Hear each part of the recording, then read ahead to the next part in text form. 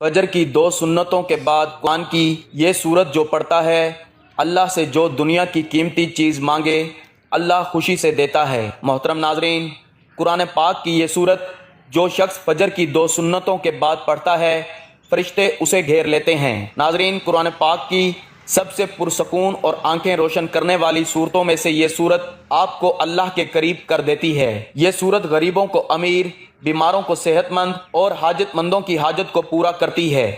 ये सूरत पढ़ने वाले से अल्लाह ताला खुश होता है।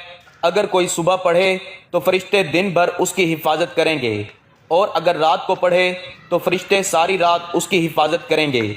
ये ख़ानदान में इत्तफाक को बरकरार रखने और किसी भी किस्म के तनाज़ात को दूर रखने में भी मदद करती है। ये सूरत माल और मुलाजमत के लिए कीमती है।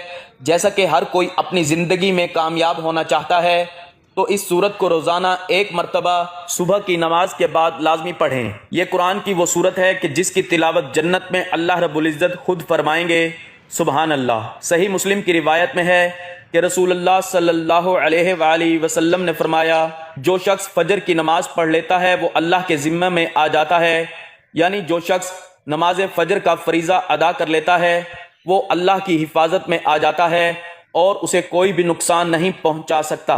हम में से अक्सर लोगों को एक शिकवा हमेशा रहता है कि रोज़ी में बरकत नहीं, घर में बरकत नहीं, कितना ही कमा लें पता ही नहीं चलता कि कहाँ गया।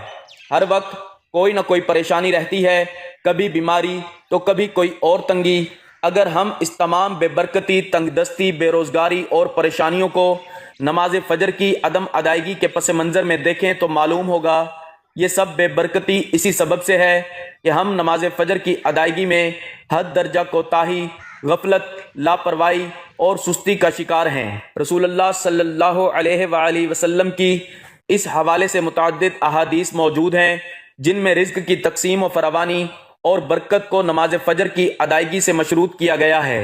एक फरमान नबवी सल्लल्लाहु अलैहि वसल्लम का मफ़हूम है कि रिज़्क़ तक़सीम करने वाला फ़रिश्ता हर सुबह फजर के वक्त बंदों का रिज़्क़ लेकर ज़मीन पर उतरता है। लिहाजा जो दरवाज़ा फजर के वक्त खुला होता है, फरिश्ते उसका रिज़्क़ दरवाजे पर रख कर चले जाते हैं, और जो दरवाज़ा फजर के वक्त बंद होता है फरिश्ता उसका रिज़्क़ वापस लेकर चला जाता है। रसूलुल्लाह सल्लल्लाहु अलैहि वसल्लम के फरमान के मुताबिक फजर और इशा की नमाजें खैर और बरक़ात से मामूर हैं। इन दोनों नमाजों की अदायगी बेशुमार नेकियों और सवाब के ज़खायर और रिज़्क़ को बरकतों के खजाने जमा करने का सबब हैं। जैसा कि रसूलुल्लाह सल्लल्लाहु अलैहि वसल्लम ने इरशाद फरमाया, अगर लोगों को इशा और फजर की नमाजों का सवाब, अजर और खैर और बरकत मालूम हो जाएं तो वो इन दोनों नमाजों में ज़रूर आएंगे, चाहे कोलों के बल घसीटते हुए क्यों ना आना पड़े।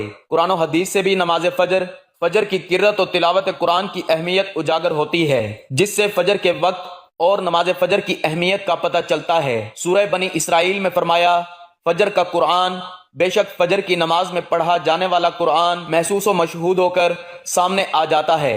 यानी अगर फजर की नमाज में पढ़ा जाने वाला कुरान अगर समझकर बगौर पढ़ा या सुना जाए तो वक्त फजर के तमाम अनवार व तजल्लियात और कुरानी फ़यूज़ व बरक़ात मुतशक्किल होकर अल्लाह के वजूद और उसकी वहदानियत की गवाही देते हुए महसूस होते हैं। अहादीस नबी सल्लल्लाहु अलैहि वसल्लम से भी नमाज की अहमियत और फजीलत और नूरानियत का पता चलता है। आप सल्लल्लाहु अलैहि वसल्लम ने फरमाया कि फजर की 2 रकात सुन्नतें दुनिया और दुनिया की हर चीज़ से अफजल हैं। कुरान मजीद अल्लाह की सच्ची किताब है। ये अल्लाह का